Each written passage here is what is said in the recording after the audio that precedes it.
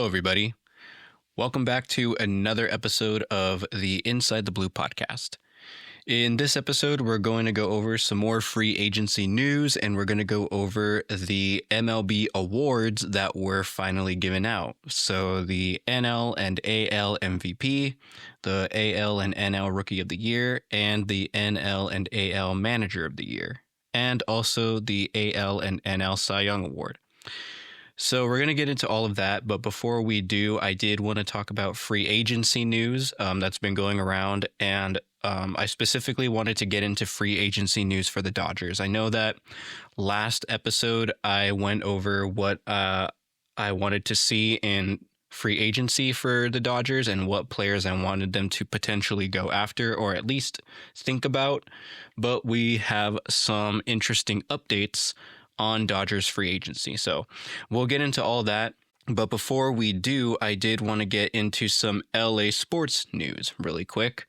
I wanted to talk about the Kings, the Lakers, and the Rams. So let's start with the Kings first. So the Kings currently hold a record of 9-5-4. So 9 wins, 5 losses, and 4 overtime losses. And they are currently 6-2-2 in the last 10 games. Did win tonight's game against the Maple Leafs in overtime. So that's really good news. The Kings have been playing really good hockey as of late. Their home record is 1-4-2. So they're pretty bad at home, which is actually pretty surprising because last season the Kings had like the best home record in the NHL. So for them to be 1-4-2 at home is pretty alarming. That's a pretty big cause for concern. They're just not playing well at home at all. But their away record is 8-1-2. So they're playing really, really well on the road. And the Kings are in second place in the Pacific Division behind the Anaheim Ducks. And I just want to talk about the Anaheim Ducks here for a moment. I'm not really a Ducks fan, although I did enjoy the Mighty Ducks era growing up. I just wanted to talk about them for a second because they are playing extremely good hockey right now. The Ducks are currently 11-5-1, and they are 7-3 in their last 10, and they are first in the Pacific Division. That's pretty incredible considering the Ducks were pretty bad for like the last who even knows how many years. They've been pretty bad. They've been kind of like in a rebuild mode or like kind of on the downside, and they are just playing fantastic hockey now. They finally have that young group of guys out there for their team, and they are young, they're fast, they're just playing all around great hockey, and I just kind of have to admire what the Anaheim Ducks are doing. Also, my girlfriend is a Ducks fan, so I have to mention them here. I do go to a lot of Ducks games because, again, she's a fan, but we also go to a lot of Kings games. Although I haven't been to any Kings games yet this season. I've been to one Ducks game so far, and they lost that game. So, but yeah, so I just wanted to talk about what the Ducks have been doing and kind of go over what the Kings have been up to. They've been playing pretty good hockey as of late, especially on the road. So yeah, hopefully the Kings can continue to play well and be on the upside and stay in that second place, potentially push for first, but I don't know, that's going to be very tough considering the Ducks are playing extremely good hockey this season. So that was the Kings. Let's get into the Lakers. So the Lakers currently hold first place in the Pacific Division. They are 8-4. So the Lakers have been playing very well this season as well. And I want to just take this time to admire what the Lakers have been doing, especially since LeBron James has been out. They've been playing very, very well. And that's thanks to Luka Doncic, of course, and Austin Reeves. I mean, even though the entire team lately has been playing very well, those two players clearly are the ones carrying the team on their back. But they did have a very ugly loss last night against Oklahoma City Thunder. The Oklahoma City Thunder just dominated the Lakers. I mean, it was 121-92, and they dominated the Lakers in every facet of the game. They just pummeled the Lakers, and the Lakers just couldn't solve the Oklahoma City Thunder. The Lakers had 20 turnovers. That cannot happen. Oklahoma City only had 11 turnovers. So that kind of tells you, you know, how badly the Lakers played and just how much more polished the Oklahoma City Thunder was last night. They just completely dominated the Lakers. But other than that, pretty, ugly loss, the Lakers have been playing very, very well. They're 8-4, like I said, and they hold first place in the Pacific Division. So 2 LA teams doing very well, with the Lakers and now the Kings on the upside. And last but not least, I wanted to talk about the Rams. And the Rams have also been playing very, very well. They are currently tied for first place in the NFC West with Seattle. So Seattle and the Rams are both 7-2. And the next matchup for both of them is actually facing one another. So the next game for both the Seattle Seahawks and the Rams will determine who takes sole possession of first place in the NFC West division. And that'll be a really fun game to watch. Again, they are both 7-2. They are both playing very good football. They're both on a 4-game win streak, and they are both 4-1 in the last 5 games. So very, very similar winning records there. So this next game between the Seahawks and the Rams is going to be extremely fun to watch. And I just want to point out that the Rams, the Lakers, and the Kings, all LA teams that I root for, are playing very, very well. The Dodgers just won the World Series, and the Rams, Lakers, and Kings are all doing very well. So hopefully, let's cross our fingers, we can see not just one championship for LA, but maybe one more, either from the Rams, the Lakers. Doubtful that the Kings get it done, but we'll look to the Lakers and the Rams to bring it home for LA. Hopefully they can. But yeah, all 3 LA teams that I root for are currently playing very, very well. So with all the LA sports news out of the way, let's get into free agency news. And then we will get into the baseball awards that were handed out.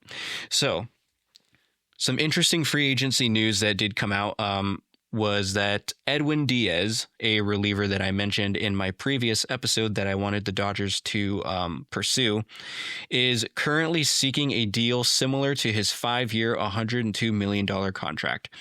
And I said this in the last episode.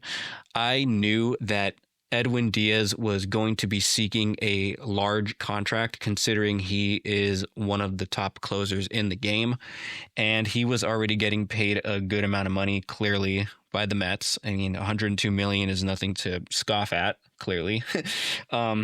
So yeah, Edwin Diaz is set to be seeking that same amount of money, basically a similar deal to what he had with the Mets, 5 years and $102 million. And this is what scared me into not wanting the Dodgers to fully pursue Edwin Diaz, or maybe just pivot to a different reliever, because I knew that Edwin Diaz was going to want a large contract. And like I stated in the previous episode, I don't know if the Dodgers will be willing to give out a large contract to a reliever again, considering Tanner Scott was a bust in his first year, and he's getting paid $72 million for the next, 3 years now. So I really doubt that the Dodgers will hand out a large contract to another reliever. It's possible, and it could be done. I mean, the Dodgers freed up $87 million with, the absence of Kershaw and a couple other players. So they definitely have the money to, sign big free agents. It's just, will they be willing to do it for a reliever, a lockdown closer? So if the Dodgers decide not to go for Edwin Diaz, they were also rumored to be interested in Pete Fairbanks and Devin Williams, and also Raisel Iglesias. So in my last episode, I mentioned that Raisel Iglesias would be a good fit. We did go over his stats to show why he would be a good fit for the Dodger bullpen, but let's get into Pete Fairbanks and Devin Williams for a bit. So Pete Fairbanks, in 60 and a third innings pitched, he had 27 saves with an ERA of 2.83, a WHIP of 1.04, and had 59 strikeouts. So Pete Fairbanks for the Rays was very good. He's a very, very good closer, very, very good pitcher, and I think that he would fit in really well with the Dodger bullpen. And I also think that he will be much cheaper than Edwin Diaz to acquire. So I can see the Dodgers pursuing Pete Fairbanks very heavily, and I think that they should. I think that he would be a great addition to that Dodger bullpen. Next is Devin Williams. So Devin Williams in 62 innings pitched, he had 18 saves with an ERA of 4.79, a WHIP of 1.13, and 90 strikeouts. So high strikeout rate, but that ERA of 4.79 is pretty alarming. That's not something you want to see from a high leverage bullpen arm. That's a pretty high ERA for someone who would be considered a high leverage reliever. So I would personally want Pete Fairbanks over Devin Williams, and I would also want Raisel Iglesias over Devin Williams. So hopefully the Dodgers pursue, Pete Fairbanks, Raisel Iglesias, and Edwin Diaz. I think Edwin Diaz, again, will cost too much, so Pete Fairbanks and Raisel Iglesias are probably the best options for the Dodgers in terms of high leverage relievers that they could get on the cheap. And another player that the Dodgers are linked to and were actually linked to during the 2025 trade deadline was Steven Kwan. So Steven Kwan was someone that I really wanted them to trade for this past trade deadline, and supposedly they were close to acquiring Steven Kwan. I don't know how true that is, but if that's true, I think that they could reignite those trade talks between the Guardians, or with the Guardians again, and set up a package to bring Steven Kwan to the Dodgers. And I really think that they should. He hits for contact. He's a very, very good contact hitter, not so much a power hitter. So he doesn't have a lot of home runs, but he makes solid contact. He gets on base, and that's somebody that the Dodgers really need in their lineup, which is why they got Alex Call at the trade deadline. Alex Call was one of those contact hitter guys, and I think Steven Kwan can fit that role very well, and he's a solid outfielder. So I think, since I mentioned in the previous episode that the Dodgers need to focus on strengthening the outfield, that Steven Kwan would fit very well. His numbers for the 2025 season, in 625 at-bats, he batted .272 with 170 hits, 11 homers, 56 RBIs, with an OPS of .704. He had 21 stolen bases. His hard hit rate was 19.3%, and the average exit velocity was 86.2 miles per hour. So again, like I said, he's just a guy that hits for contact. He gets on base. He gets base hits. He's not going to show off with power. He only had 11 homers. But again, that OPS and those 170 hits really prove that he is great at just putting the ball into play and getting on base, which is what the Dodgers need to set up the home run hitters in their lineup. Ohtani, Freeman, Mookie Betts, all those players. So those were some of the players that I want the Dodgers to pursue in free agency, along with the players that I mentioned in the previous podcast episode.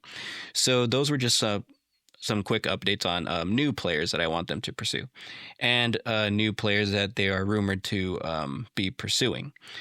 So in other Dodger news, Tommy Edman is set to have right ankle surgery next week. So I've been seeing this on multiple social media outlets that Tommy Edman is finally going to have surgery on his right ankle to deal with a lingering injury that was bugging him for the past 2 years. So that's very good news. It sucks to know that Tommy Edman has been playing the last 2 seasons with this ankle injury. Like, it's been plaguing him supposedly. And it's also pretty interesting because he's been dealing with this ankle injury, but I mean, he's been playing out of his mind since he's joined the Dodgers. I mean, in 2024, he was the NLCS MVP, won the World Series with us that year. And not only that, he played very well in the postseason this year as well.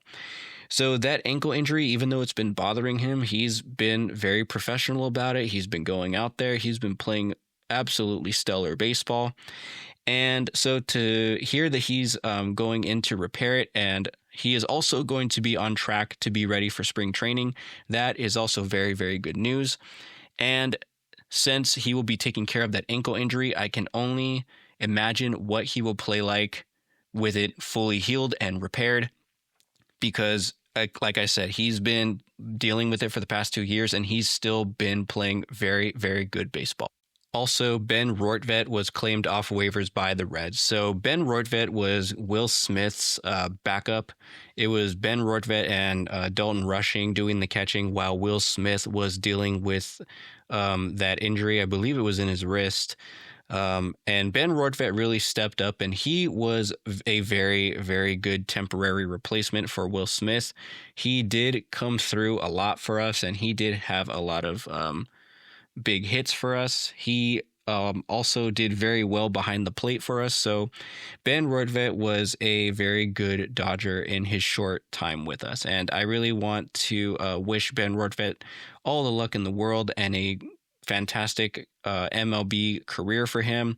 And I hope he does well on the Reds. So yeah, Ben Rortvedt claimed off waivers by the Reds. So with all of that news out of the way, let's move on to the baseball awards that were handed out. So first, we're going to look at the American League Rookie of the Year. So the winner of the American League Rookie of the Year was Nick Kurtz from the Athletics. So in 2025, he batted .290 with 36 homers, 86 RBIs, had an OPS of 1.002. He had an average exit velocity of 92.7 miles per hour. His hard hit rate was 51.1%, and he had a barrel percentage of 18.4%. So Nick Kurtz was a fantastic rookie for the Athletics, and one of the highlights of his 2025 season was his 4-homer game against the Astros, where he went 6 for 6 with 8 RBIs. So a fantastic rookie season for Nick Kurtz, and he is going to have just an absolutely fantastic MLB career. I can already see that he's going to be a star for the Athletics if they decide to keep him and not trade him like they've done to previous star players. So congratulations to him on the American League Rookie of the Year. The National League Rookie of the Year winner was Drake Baldwin of the Atlanta Braves. So Drake Baldwin in 2025 batted .274 with 19 homers, 80 RBIs, had an OPS of 810. The average exit velocity was 92 miles per hour. His hard hit rate was 53.2%, and he had a barrel percentage of 11%. So a very, very good rookie campaign for Drake Baldwin, especially for a catcher. I mean, he definitely stepped up. The catching position is already tough as it is. So to be a great or very good offensive player as a catcher is very taxing on you physically and very taxing on you mentally. So he is a very good rookie catcher. Congratulations to him on having a fantastic rookie season. And again, I wish him a great MLB career for the Atlanta Braves. So now let's move on to the National League Manager of the Year. So the National League Manager of the Year was Pat Murphy of the Milwaukee Brewers. And this is his second consecutive Manager of the Year award. So well-deserved. Again, Pat Murphy is such a fantastic manager. He had the best record in the National League for the Brewers. They were 97-65. And those 97 wins is a Brewers franchise record. So Pat Murphy just absolutely dominated the regular season. And he deserved this award so much. He is such a great manager. And I hope that the Brewers hang on to Pat Murphy for years and years to come. So congratulations to Pat Murphy on the Manager of the Year award for the National League. Next is the American League Manager of the Year. And this is where I tend to disagree with the result. But the American League Manager of the Year was Stephen Vogt of the Cleveland Guardians. And I just want to say that John Schneider of the Toronto Blue Jays deserved this award so much more. I will give my congratulations to Stephen Vogt. He is a fantastic manager and he runs the Cleveland Guardians very well. I just personally feel that John Schneider did a better job, and he had the Blue Jays in first place in the American League East. That is an incredibly tough division to move up in, and the Toronto Blue Jays had the best record in the American League as well. I really think that John Schneider did a fantastic job managing during the regular season and got the Blue Jays not only to first place in the American League East, but had them with the best record in the American League. So I really think that he deserved the Manager of the Year award for the American League, but Stephen Vogt won it. And again, he is also a very, very good manager. So it is also his second consecutive Manager of the Year award. And he had a 88-74 win-loss record with the Guardians. So congratulations, Stephen Vogt, on your Manager of the Year award for the American League for the second consecutive year.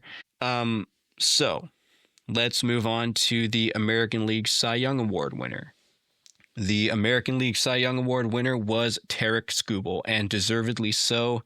This is his second consecutive Cy Young Award. So you can clearly see that there's an interesting theme going on with these awards. A lot of back-to-backs, just like the Dodgers did. I just wanted to throw that in there. But it is a bit interesting to see that how many awards are being won consecutively back-to-back by the same players and by the same managers. But anyway, so Tarik Skubal wins his second consecutive Cy Young Award, and deservedly so. This season for Tarik Skubal was absolutely dominant. He pitched 195 and a third innings, and he had an ERA of 2.21 with 241 strikeouts, a whip of 0.89. He only allowed 141 hits and walked only 33 batters. What a fantastic season for Tarik Skubal. I mean, he just absolutely dominated baseball. That ERA is fantastic looking. 241 strikeouts is great. The whip of 0.89 is just absolutely stellar, absolutely elite. He only walked 33 batters. That's insane. So congratulations to Tarik Skubal. I really hope that he is on the Dodgers one day. Obviously, that is not going to happen. I really don't think Tarik Skubal is going to the Dodgers, but I can dream.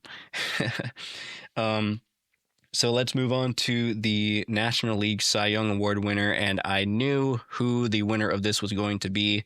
It's pretty obvious. It's none other than Paul Skeens. Paul Skeens just had an absolutely perfect season. He pitched 187 and 2/3 innings with an ERA of 1.97. He had a whip of 0.95 with 216 strikeouts. The barrel percentage allowed by Skeens was only 5.8%. The hard hit rate against him was 40.1%. And the average exit velocity against him was 87.6 miles per hour. So Paul Skeens just had as good of a pitching season as you can have as a starting pitcher. I mean, this guy is just on another level of pitching, on another planet completely from everybody else.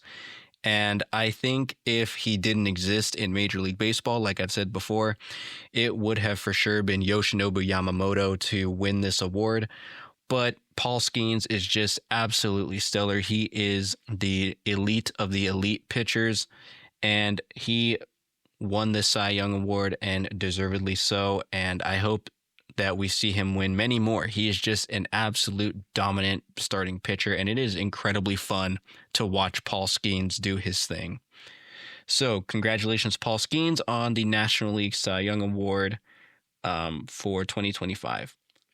Now, the last two awards I want to get into are the National League MVP and the American League MVP. So I think these two are pretty obvious winners as well. We'll go with the American League first. So the American League MVP was none other than Aaron Judge. And a lot of people were thinking that Cal Raleigh was going to win this, the catcher for the Seattle Mariners, because he had an absolutely unreal season for a catcher. But I really do think that Aaron Judge does have the slight upper hand on Cal Raleigh. In 2025, Aaron Judge batted .331 with 53 homers, 114 RBIs. He had an OPS of 1.145 and had 12 stolen bases. He scored 137 runs, had 85 extra base hits, and had 372 total bases. So Aaron Judge just put up another fantastic offensive season. I think that Aaron Judge 100% deserved this award. And yes, I understand the kind of season Cal Raleigh had, especially for a catcher, but I really do believe that Aaron Judge deserved this award a little bit more than Cal Raleigh did. So last but not least, we will talk about the National League MVP, and this was a pretty obvious winner as well. It is none other than Shohei Ohtani. So we've gone over Ohtani's numbers for the regular season in a previous episode, but we will go over them again here. So he batted .282 with 55 homers. He had 102 RBIs, an OPS of 1.014, and had 20 stolen bases. He scored 146 runs, had 389 total bases, and hit 89 extra base hits. And not only did he dominate offensively, but he returned to the mound this season and did his thing on the pitching side. So in 47 innings pitched, he had a 2.87 ERA with 62 strikeouts and a whip of 1.04. So Shohei Ohtani, of course, is the National League MVP. And I think that Shohei Ohtani will continue to win the MVP award as long as he continues to hit 50-plus homers and keep that ERA below 3. I think if he does that, he is going to just continue to rack up MVP awards like they are Infinity Stones. So, once Ohtani starts to regress, if that ever happens, if he ever starts to regress, I think that that's when he will not win the MVP award. Like if we see him hit only like 30 home runs and have an ERA above 4, I highly doubt that's going to be happening anytime soon, but that is when he will no longer be the MVP. But until then, he is going to just continue winning this award year after year after year, much to the dismay of many fans who want to see other players win it. I'm sorry, nobody does what Ohtani is doing. He pitches on an elite level and he hits on an elite level. Being good at just one of those things is already incredibly tough to do. To be elite at both of those things at the same time is something that we will never see again, which is why Ohtani will just continue to win the MVP every year until he regresses.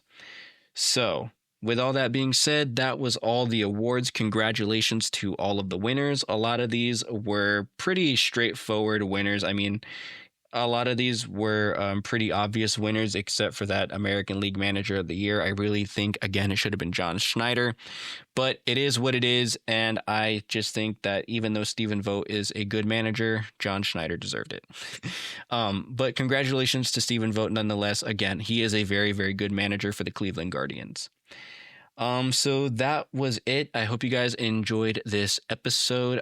And I do want to comment or let you guys know about a new series for the podcast that I want to start working on and introduce to you guys during the off season.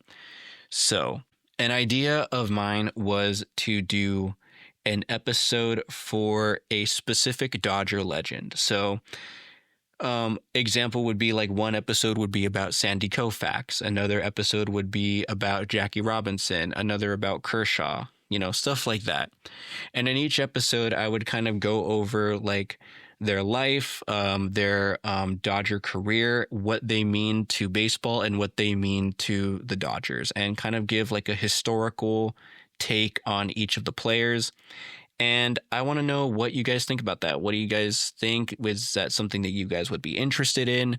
It would definitely keep the off-season content coming for the podcast, just so I'm not relying solely on free agency, because sometimes free agency, there's nothing that happens, and so there'd be nothing to talk about. So I really think that this would be a good idea. I also encourage you to go on the podcast Instagram at Inside the Blue Podcast and let me know what Dodger legend you want to see an episode for. So it could be Oral Hershiser or Fernando Valenzuela or whoever you want to hear about. And I will put it on my list of players that I'm going to do episodes for. And I'm actually excited for this series. I actually think it would be a really, really good series to do, to give, again, historical background on these Dodger legends and what they mean to baseball and what they mean to the Dodgers.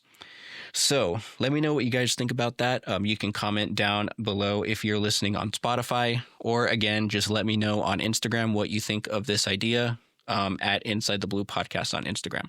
So with all that being said, I hope you guys enjoyed this episode, and I will see you guys in the next episode.